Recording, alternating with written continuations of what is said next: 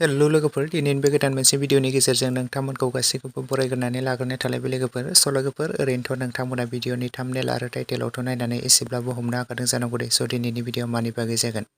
स' लोगोफोर, दायो आं नोंथांमोननि सेराव मोनसे गोदानै आबुं बर' सावथुननि सायाव आपडेट लानानै फैदों। लोगोफोर, नोंथांमोना भिडिअनि टाइटेल आरो थाम्बनेलाव नायनानै बयबो मिथिखादों बे बर' सावथुननि मुङा मा।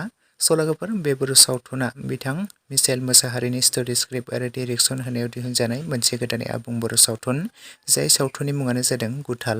लोगोफोर, बे गुथाल आबुं बर' सावथुनावनो जों गाहायै फाव खालामनायखौ नुनो मोन्दों बिग्राय, मनालिसा, रिंकुमनि, जेजास केरकेटारि, राजाश्री आरो लोगोसे गोबांथार फाव खालामगिरिफ्रा बे गुथाल आबुं बर' सावथुनाव फावखौ खालामबावदों लोगोफोर।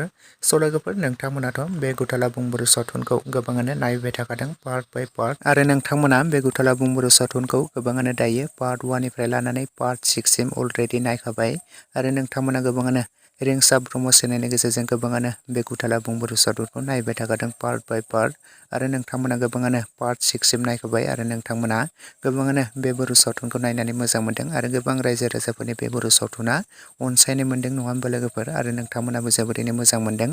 आरो लोगोफोर, नोंथांमोना बे गुथाल आबुं बर' सावथुननि पार्ट 7 खौ जोबोरैनो नायनो थाखाय एक्साइटेड जाना दङमोन। गोबाङानो कमेन्ट्स खालामबाय दङमोन माब्ला रिलिज खालामगोन, माब्ला नुनो मोनगोन होननानै।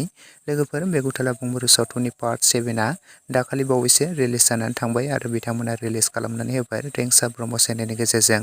नोंथांमोना थांनानै बयबो नायहैदो लोगोफोर। आरो सोर सोर नोंथांमोना बे गुथाल आबुं बर' सावथुनखौ पार्ट 1 निफ्राय लानानै दासिम पार्ट 7 सिम नायखो आरो नायनानै माबोरै मोनखो, बयबो कमेन्ट सेक्सनाव लिरना फोरमायहरदो लोगोफोर। स' लोगोफोर, आरो नोंथांमोना बे गुथाल आबुं बर' सावथुननि दायो पार्ट 8 खौ नायनो थाखाय जोबोरैनो एक्साइटेड जानानै दं नामा? जुदि नोंथांमोना एक्साइटेड जानानै दङब्ला बयबो कमेन्ट सेक्सननि गेजेरजों लिरनानै फोरमायहरलायदो लोगोफोर। बेनि पार्ट 8 खौबो जों साननै सानथामसोनि उनावनो जों नुनो मोनगोन लोगोफोर। थाबैनो बिथांमोना रिंसा ब्रह्म चेनेलनि गेजेरजोंनो रिलिज खालामनानै होगोन लोगोफोर। नोंथांमोना बयबो नेनानै थाथ'लायब्लानो जाबाय लोगोफोर, आरो नोंथांमोननि सापर्ट आरो मदद मोनोब्लानो बिथांमोना थाबैनो रिलिज खालामनो रेडि। स' लोगोफोर, लोगोसेनो दिनैनि सर्ट आपडेट भिडिअ बेखिनियावनो। भिडिअखौ नायनानै जुदि नोंथांमोना मोजां मोनदोंब्ला लाइक, शेयार एन्ड कमेन्ट्स खालामदो।